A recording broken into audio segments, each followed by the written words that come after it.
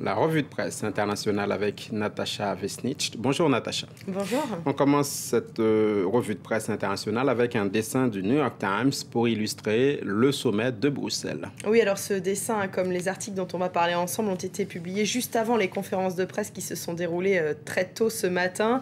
Mais c'est intéressant de voir ce que les commentateurs et les journalistes prédisaient. Ce dessin, donc, où l'on voit les chefs d'État et de gouvernement au garde à vous au passage d'Angela Merkel.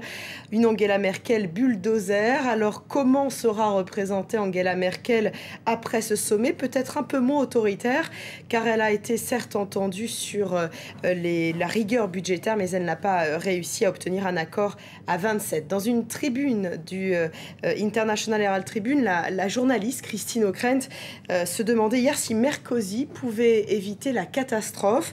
Elle paraissait plutôt optimiste en disant que c'était dans les moments difficiles que l'Union européenne réussissait à aller de l'avant. Alors ce matin, on peut dire que seulement 17 pays ont réussi à aller de l'avant, Philomé. Christine Ockrent le disait d'ailleurs dans sa tribune, il sera difficile d'éviter une confrontation des intérêts nationaux. Et cela n'a pas évité, Natacha, qu'on parle d'un clash avec la Grande-Bretagne. Oui, David Cameron a claqué la porte. Il n'y aura donc pas de révision du traité de l'Union européenne à 27 pour renforcer la discipline budgétaire de la zone euro. Et Nicolas Sarkozy, dans sa conférence de presse, a visé personnellement tout à l'heure David Cameron. Nous aurions préféré un accord à 27, a-t-il dit. Cela n'a pas été possible compte tenu de la position de nos amis britanniques qui ont posé des demandes inacceptables pour tous les autres pays. The Independent, hier soir, publiait un éditorial dans lequel il parlait de David Cameron qui devait, selon l'éditorialiste, amener la Grande-Bretagne à rejoindre la zone euro. Pour la journaliste, c'est le seul homme qui est capable de convaincre les Britanniques. Ce n'est pas le chemin qu'il semble avoir pris ce matin. Pour le Guardian, les eurosceptiques doivent choisir le chemin que eux veulent prendre.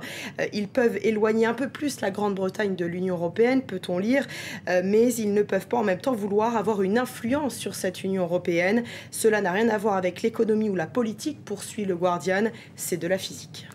L'article dont vous allez nous parler maintenant, Natacha, n'a rien à voir avec le sommet de Bruxelles, mais il parle de l'Europe, cependant. Oui, de l'Europe et du Conseil de l'Europe, précisément, que Shirin Ebadi interpelle dans le Wall Street Journal. Shirin Ebadi, vous savez, c'est une Iranienne, prix Nobel de la paix, et qui dénonce le fait que des compagnies européennes, et en particulier des compagnies de satellites, continuent de fournir leurs services à l'Iran, des services qui permettent au pouvoir iranien de réprimer sa population et de l'empêcher de communiquer. Alors Shirin Ebadi appelle l'Union européenne ce matin à mettre la pression sur ces compagnie. Sans cela, dit-elle, le peuple iranien continuera d'être coupé du monde.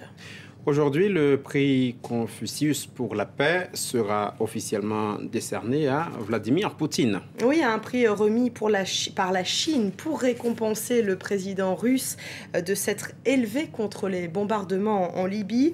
C'est un peu décalé, surtout lorsqu'on lit le Moscow Times aujourd'hui. C'est un guide culturel et linguistique qui nous est proposé et qui est proposé surtout aux manifestants russes, vous savez, qui dénoncent depuis plusieurs jours les élections législatives et les fraudes, selon eux, qui se sont déroulées lors de ces élections. Par exemple, on conseille aux manifestants de se faire passer pour un étranger ou bien de dire s'il se passe quelque chose, est-ce que vous pourrez prévenir ma femme? Vous pouvez aussi plaisanter avec le policier, conseille la journaliste, qui déconseille tout de même de plaisanter sur le programme antimissile européen, qui est un sujet trop sensible.